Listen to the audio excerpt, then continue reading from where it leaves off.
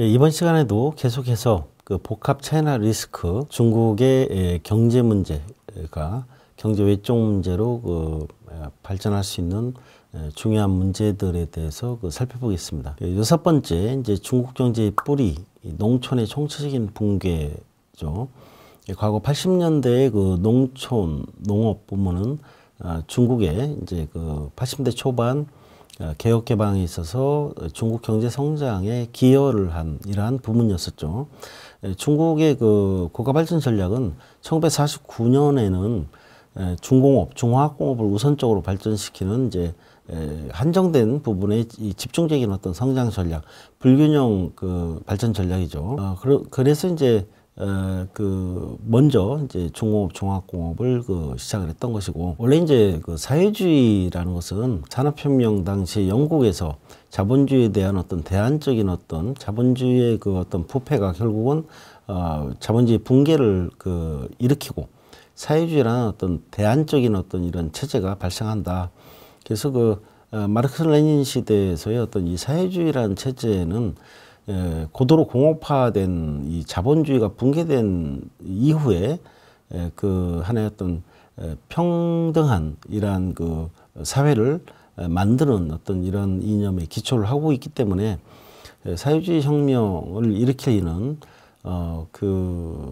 이 사회주의 정책에는 이런 공업화 부분이 빠져 있습니다. 그래서 과거의 어떤 볼셰비키에 의한 어떤 소련에서의 사회주의 혁명 당시에도 결국은 이제 고도로 공업화된 이 자본주의 사회가 붕괴가 된 게 아니라 그 당시 로마노프의 반봉건을 기초로 해서 봉건 사회가 무너지고 결국은 이제 후진 농업 국가로부터 시작이 된 거죠. 그래서 한편으로는 이러한 농업 부분에서의 어떤 공동 생산과 공동 분배라는 사회적 공동체 형성을 위해서 하나의 어떤 그런 집단 농장 체제로 이제 갔던 것이고, 중국도 마찬가지입니다. 중국이 이제 사회주의 혁명할 수 있는 이제 1949년 상황에서도 역시 후진 농업국을 기초로 사회주의 국가를 건설한 것이죠. 그러다 보니까 이제 소련형 소비에트 공업화 모델도 이제 하나의 어떤 국가 발전을 이제 만들어 나가는 과정에서 제일 먼저 국가적으로 필요한 어떤 이러한 전략 물자를 생산할 수 있는 어떤 이러한 중공업, 중화공업이 필요하다. 그것을 그대로 답습한 것이 이제 중국이죠. 중국의 어떤 이런 부분. 그렇지만 이제 개혁 개방 이후에 중국의 국가 발전 전략의 목표는 이제 변화돼서 먼저 농촌과 농업 부문의 어떤 발전을 목표로 했습니다. 그것이 이제 80년대 초반이고, 1984년도에 중국 중앙정부의 결정을 통해서 경공업 부문에 대한 부분의 역점, 농촌보다는 또 도시발전, 농촌과 함께 이제 도시발전, 이것이 이제 84년도 상황이고, 80년대 후반에 가서야 이제 중공업, 중화공업으로 중국의 정책적인 육성의 어떤 이러한 방점이 이제 넘어가는 것이죠. 80년대 초반에 이제 중국의 농촌은 인민공사 해체돼서 이제 거의 공적인 체제로서의 어떤 기업들이 이제 지방정부 자체에 이제 종속되어 있는, 이것은 이제 집체, 공적 기업의 어떤 향진 기업이죠. 그래서 이러한 것들이 이제 점차 사용기업, 향진, 농촌에서 이제 사용기업들, 개인 기업들이 이제 많이 이제 발생하면서 결과적으로 이제 이 농촌의 발전의 어떤 주축이 되게 됩니다. 84년도에는 국유기업이나 이제 집체기업 위주의 여신, 이 은행의 이 대출이 향진기업 부문에도 크게 이제 허용이 되면서 향진기업이 이제 규모의 성장을 이룬 결정적인 계기가 됐고, 이러한 과정을 거치면서 이제 중국 농촌이 중국의 경제 성장을 하는 이런 부분에 큰 어떤 작용, 도시 부분의 어떤 상공 기업들, 이러한 도시부분의 기업, 외자기업, 이러한 부분들이 이제 하나의 발전의 핵심 역할을 했었던 주체다. 그렇지만 중국에 있어서 이제 90년대를 거치면서 이제 급격한 도시화가 되게 됩니다. 급격한 도시화가 되면서 농촌과 도시의 격차가 생겨나고, 농업 부문과 이제 도시 부문, 이제 이런 것이 이제 이중 구조로서의 어떤 후진국의 그 경제개발 과정에서 나타난 현상이지만 그 80년대 개혁개방의 주축이 됐던 농촌 농업 부분이 90년대에 들어가서 도시화 이러한 그 급격한 도시화를 통해서 그 약화가 되는 이러한 그 현상을 이제 보이게 되는 것이죠. 그러다 보니까 2000년대에 와서는 이제 농촌과 도시 부분, 농업과 공업의 부분 이런 부분에서 상당한 격차가 이제 생기게 됩니다. 그래서 2002년도 후진타오 시대에 이제 소외되고 낙후된 지역을 그 개발하는 이러한 문제에서 중요하게 또 뭐 동북 지역, 중서부 지역과 함께 이제 소수민족 지역, 그 다음에 이제 이 삼농 문제를 극복하기 위한 이제 사회주의 신농촌, 말은 이제 사회주의 신농촌인데 신농촌이죠. 새로 농촌 농업 부분을 이제 새롭게 재편하는 삼농 문제의 어떤 그 솔루션을 어떻게 이제 그 찾아야 되느냐 이러한 부분이 하나의 어떤 정책의 주된 과제가 됐었고. 그래서 우리나라의 어떤 과거의 새마을 운동에도 많은 어떤 벤치마킹을 이제 하기도 했습니다. 그래서 그 삼농의 문제라는 것은 이제 지역으로서의 어떤 그 농촌의 문제, 그 다음에 이제 계층으로서의 어떤 농민의 문제, 그 다음에 이제 산업으로서의 농업의 문제, 이것은 이제 삼농 문제라고 합니다. 사회주의 신농촌은 이 삼농 문제를 해결한 상태에서의 어떤 새로운 농촌으로의 어떤 재편분이죠. 그래서 이러한 부분에서 이제 들어가는 것이 단순한 이 소득의 그 증가만 있는 것이 아니라 농촌의 어떤 종합적인 발전을 목표로 하고 있다는 것입니다. 목표가. 그래서 그것은 이제 소득을 높이는 문제를 포함해서 농촌에서의 어떤 교육 문제라든가 위생과 복지 체계의 확립이라든가 다양한 부분에까지도 이러한 신농촌 건설의 주제로서 이제 포함되어 있습니다.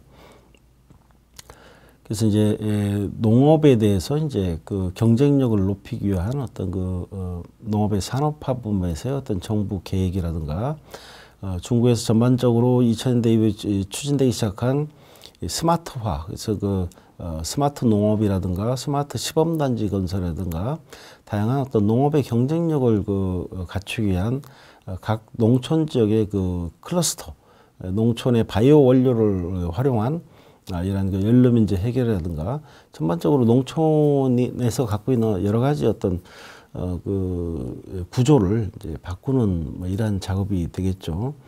농촌의 문제도 역시 마찬가지로 농촌이 종합적으로 결국 이제 농촌에서 도시로 이제 이주하는 문제, 중국에서 어떤 농민공이 있지 않습니까? 농민공은 농업에 종사하는 농촌 호구를 갖고 있는 사람들이 이제 도시로 이전해서 도시 노동자로 되는, 그래서 이제 농민공 문제, 도시로 입장에서 보면 이제 도시민들이 하지 않는 어떤 3D 업종에서 이제 농민들이 이제 이주해서 이제 와서 종사하는 문제가 하나의 어떤 도시 발전에 의해서는 이제 굉장히 긍정적으로 평가되는 그러한 부분이라 점차 농민공이 그 지역에 자리 잡고 있는 데 있어서 여러 가지 산업재 부분에서 또는 어떤 교육, 자녀 교육의 부분에서 여러 가지 도시의 복지 부분에서 제외되어 있는 부분들을 각 도시들에 있어서 이제 그런 것을 보완하는 어떤 이런 정책, 농민공 처우 개선, 사회적 지위의 어떤 향상, 뭐 이런 부분에 노력을 하게 되죠.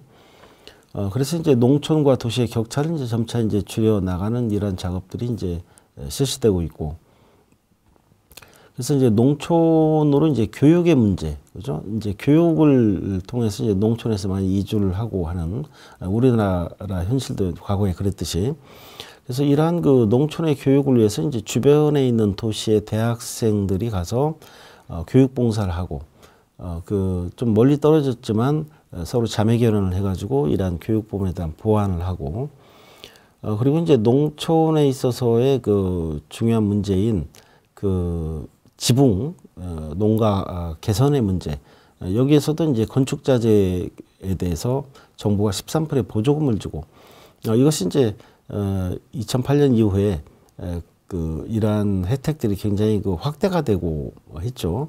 그래서 이런 것이 이제 가전제품, 농업 농산품을 팔아서 이제 공산품을 구매하는 이런 그 양 부문 간의 어떤 교환의 어떤 불평등 구조, 이것을 이제 메꾸기 위해서 결국 이제 농촌의 그 구매력 보존을 위해서 이제 실시한 것이 정부 보조금이죠. 2008년 이후에는 이제 선진국 시장이 침체가 되면서 중국의 그 녹색 가전, 이런 가전업체들, 세계 시장에서 뭐 중국의 시장 점유율이 굉장히 1위를 차지하고 있는 이런 뭐 TV, 냉장고라든가 에어컨이라든가 이러한 가정 필수품. 그렇지만 농촌에서는 이제 농산물을 판매해서 이제 이런 전자제품, 공산품을 구매하기에는 굉장히 열악한 어떤 교환 구조죠. 교육 구조. 이러한 교육 구조를 지원하기 위한 어떤 정부 보조금이 실시되고, 그래서 그 수출에 타격을 받고 있는 이러한 기업들로 하여금 내수 시장에서 그 수출의 어떤 이 타격이 있는 부분들을 이제 상쇄하는 그러한 정책들이 이제 농촌 보조금 정책이죠. 건축 자재뿐만 아니라 이제 그 농촌에서 구매하는 이제 가전제품들, 그리고 농촌에서 구매하는 어떤 소형 승용차라든가 이러한 부분들이 이제 점차 보조금 영역에서 이제 확대가 되고 있죠. 전반적으로 이제 부족한 농촌의 구매력을 보존하기 위한 어떤 이러한 전략이고, 이것이 이제 2008년 그 글로벌 경제 위기 이후에 중국의 어떤 수출의 붕괴를 내수로서 이제 해서 수출과 내수가 동시에 중국에서의 그 중요한 성장축으로 이제 작용하는 이러한 전략으로 발전하기 이전부터 2000년대 이제 초중반부터 실시되고 있는 이러한 정책을 더 확대한 이런 측면이 있고, 새롭게 이제 만들어낸 이러한 정책 부분도 있죠. 그래서 농촌과 도시, 농업과 그 공업의 이러한 그 격차 문제를 해소하고, 농민과 도시민의 그 누리는 복지 문제에 대한 충분한 이러한 그 보완을 하기 위한 목적으로서 이제 그 삼농 문제 해결이 방향성을 갖고 정부가 적극적으로 지원을 하고 있는 이러한 부분이다 하는 것이고,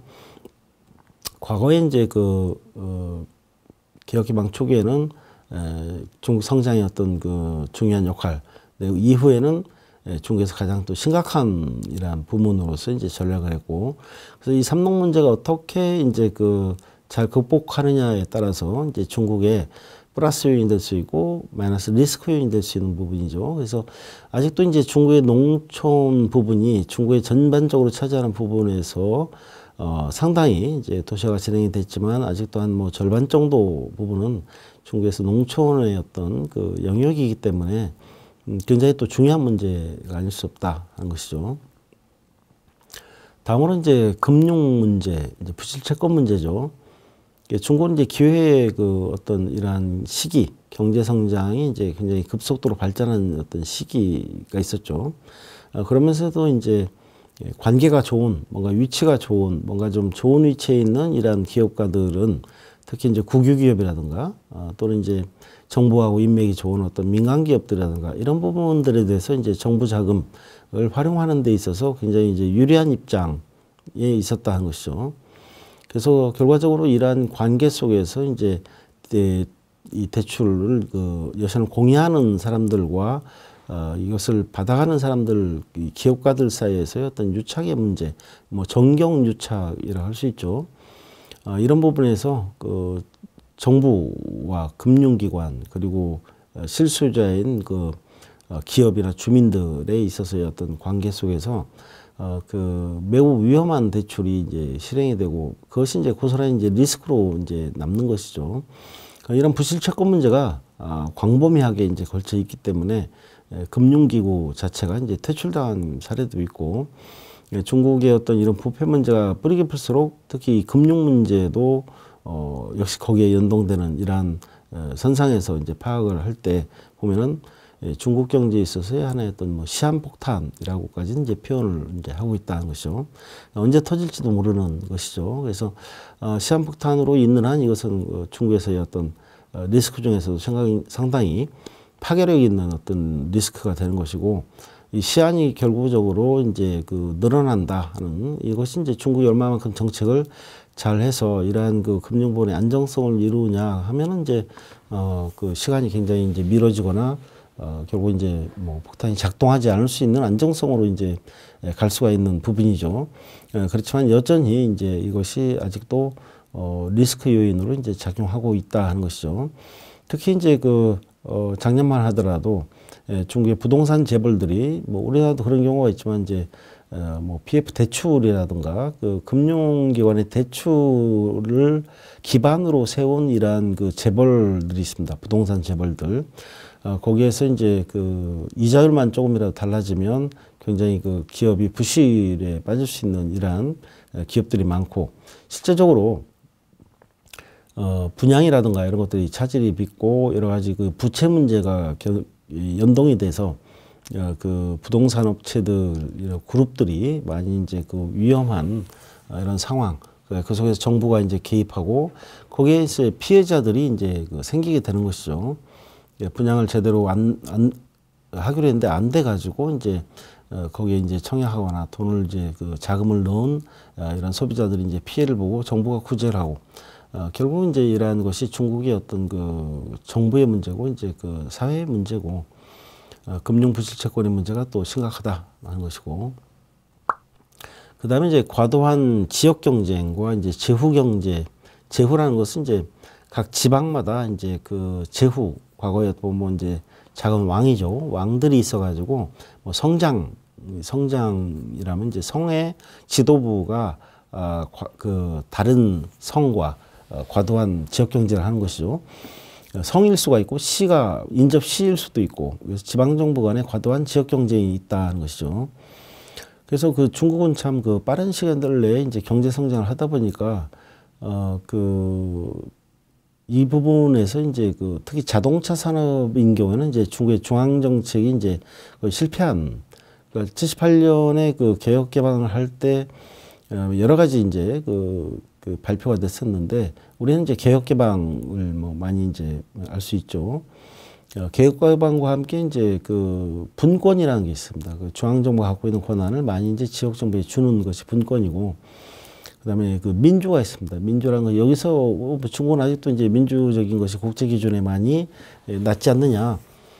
그렇지만 여기서 이제 사회주의적 민주, 이제 중국의 민주를 점차 이제 그 국제사회 민주와 근접화해가는 방식이 어떻게 보면 이제 그렇지만 어느 정도의 한계를 설정해 놓은 것이 이제 중국식 사회주의적 민주라고 할 수 있겠죠. 근데 여기 이제 분권이라는 것이 이제 성정부가 나름대로 할 수 있는 어떤 권한 중에 뭐냐면 이제 외자기업 유치라든가 이런 것입니다. 특히 이제 92년도에 보면은 중국의 전 지역을 개방하면서 과거에 이제 외국 기업 진입이 어려웠던 중서부 내륙까지도 이제 외국 기업이 진입되는데, 이러한 그 전국토를 개방하면서 이제 그 개방의 하나의 어떤 그 주관을 성에서 알아서 해라. 성하고 성도 지역을 우선적으로 하고 다른 지역의 개방을 하는 것 모두 이제 성에 위임을 하고, 뭐 이런 과정을 있다 보니까 이제 중국이 자체적으로 어떤 자동차 생산을 위한 로컬 기업에 대한 육성, 이렇게 이제 국제 무역에서는 유치산업 보호론이라 하죠.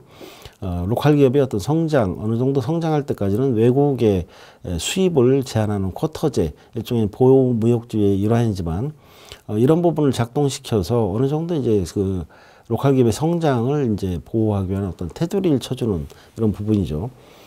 그런데 이제 중국의 자동차 산업이 이제 중요한 그 산업임에도 불구하고 그 각 성에 위임된 어떤 상황에서 보면은 각 성마다 이제 경쟁을 해서 외국의 유명 브랜드하고의 어떤 합작을 통해서 지역에 생산을 합니다.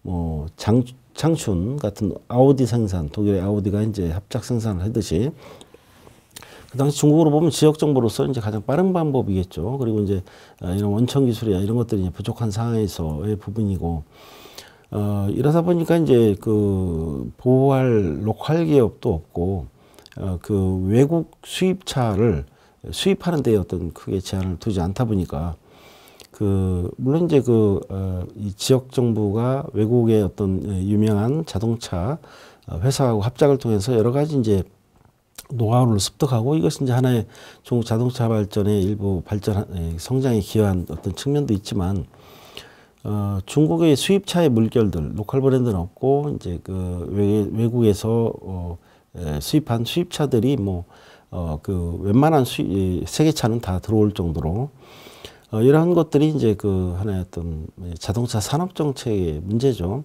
이러한 것들이 80년대 후반부터 이제 중국에서 농촌의 트랙터라든가, 뭔가 소형차를 생산하고 트럭을 생산하고 하는 이런 부분들을 이제 M&A 통합하고 정부가 이제 정책을 주면서 국산 브랜드의 어떤 자동차들이 이제 소형차 중심으로 이제 출시되기 이제 시작이 됐죠. 이런 부분이 이제 하나의 어떤 지방의 어떤 특색 있는 경쟁, 중앙 정부의 어떤 정책의 취약함 속에서 어떤 벌어지는 경쟁이지만 사실상 지역 경쟁은 더 또 심각한 측면이 있습니다. 각 지역마다 이제 거의 인구가 1억이 넘는 또 이제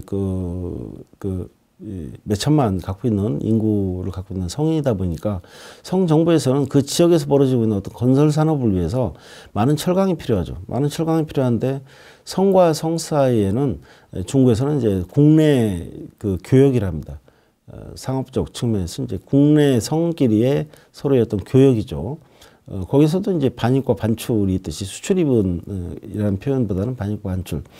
그러니까 성에서 자력으로 해서 예를 들어 이제 철강이라든가 발전소에서 이제 이 에너지를 생산하는 발전소라든가 그러니까 그 지역에서 수요를 하는 어떤 철강을 타 지역에서 가져오는 것보다 이러한 철강 회사들 제철소를 만들어서 다른 지역에 공급하는 입장이 되고 싶은 거죠. 이러한 각 지역마다 이 자금들의 여력이라든가 이러한 개발의 우선순위에 이러한 발전소라든가 그리고 철강, 제철소 이런 것들을 이제 우선적으로 염두에 두고 이런 우선 산업들이 각 성마다의 또 우선 사업이 되다 보니까 전국적으로 보면은 상당히 과도한 어떤 수의 제철소와 이 철강 회사들이 이제 설립이 되게 되죠. 이것이 이제 또 문제가 됩니다. 2010년 좌우로 되다 보면은 중국 내에서의 어떤 철강의 어떤 공급 과잉이라든가 문제들이 이제 나오게 되죠. 그래서 이러한 문제들이 이제 중앙에서 컨트롤을 하지 못하고 지역의 어떤 이러한 부분들을 위임한 상태에서 분권화된 시스템에서 나오는 또 다른 문제고 조절을 하려고 하더라도 이제 지역에서 서로 양보하지 않는 어떤 지역 경쟁의 이런 부분들. 제후 경제가 이제 지역 성을 우선적으로 요즘 미국의 트럼프처럼 아메리카 미국 우선주의처럼 그 지역의 성 우선주의다 보면은 심지어 이제 보고된 사례 중에서는 ABC 성이 이렇게 나란히 일직선에 있습니다. ABC. A는 이제 이러한 이 전기 발전소 수력 발전을 하기 위해서 이제 거대한 댐을 이제 건설 중에 있고 B는 자체적으로 이미 이제 에너지 수급이 돼서 그리고 옆에 있는 C성에도 일부 에너지를 그러니까 반출시키는 이러한 입장이죠. 그런데 이제 이 A성에서 막대한 어떤 이런 투자를 통해서 이런 수력 에너지를 하면서 C정부하고 교섭을 해서 우리가 생산되는 어떤 이런 전력 에너지를 당신들에게 보내주겠다고 하니까 경쟁력이 떨어지는 B성에서는 지금 현재 자기들이 전력 에너지를 공급하는데 여러 가지 이러한 것에 이제 반작용으로서 B성에서 입장을 그걸 어떻게 보면 이제 이 전력이라는 것은 이제 송전탑을 통해서 이동을 해야 되는데 그걸 이제 막는 거죠. B성에서 이제 A성의 전력을 비행기로 실어서 날라라라고 할 정도의 이런 지역 이기주의적인 부분이 발생을 하고 어떻게 보면 이제 말도 안 되는 어떤 이런 부분이죠. 그래서 지역 간 경쟁, 지역의 이익을 우선시하는 이러한 문제들이 각 성마다 33개 성이다 보니까 각자의 어떤 그러한 문제가 있는 것이죠. 그래서 과거에 이제 소련이 러시아로서 이제 분리가 되면서 그런 문제가 있었죠.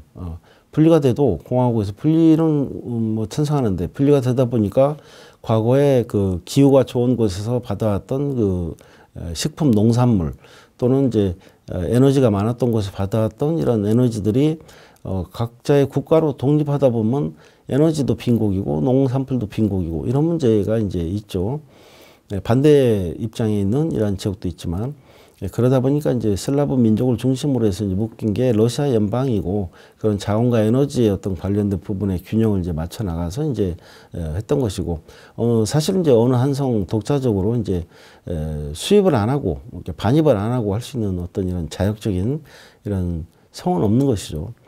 이제 지역 이기주의가 있기 때문에 이런 것들이 이제 부작용으로서 이제 그 보고가 되고 사례가 이제 있고 이런 부분도 이제 하나의 어떤 중국 경제의 정상적인 어떤 성장을 반해하는 하나의 어떤 리스크 요인으로 작용하고 있고 사실 이런 문제가 이제 예를 들자면 이제 상당히 이제 많이 있습니다. 많이 있고 보다 내용도 좀 심각한 부분들이 있고 그다음에 이제 그 마지막 문제로서 이제 그 내부 통합을 위협하는 이제 소수민족 문제입니다. 그래서 결국 이제 중국으로 이제 통합된 부분이죠. 이제 그 1949년 이전에는 분리가 됐지만 결국 이제 과거의 역사 속에서 계속해서 중국의 영토가 이제 흡수되는 과정에서 가장 그 이질적인 부분들이 그 49년이면은 뭐 지금으로부터 이제 뭐 얼마 안 됐죠. 100년 지나지 않은 어떤 시기에서 과거에는 다른 국가였었고 다른 체제였었는데 중국화가 됐다. 중국 언어를 써야 되고 중국의 국가의 어떤 하나의 깃발 아래서 뭐 독립을 어떤 그 통제당하고 이런 입장에서 보면 정치적인 어떤 분리 독립 문제가 이제 가장 크겠죠.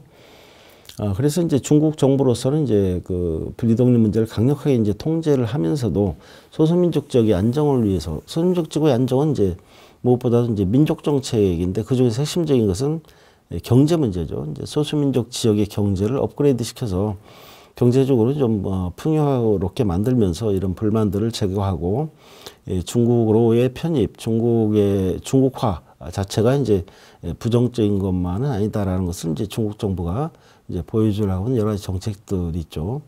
소수민족 지구 경제 발전의 문제.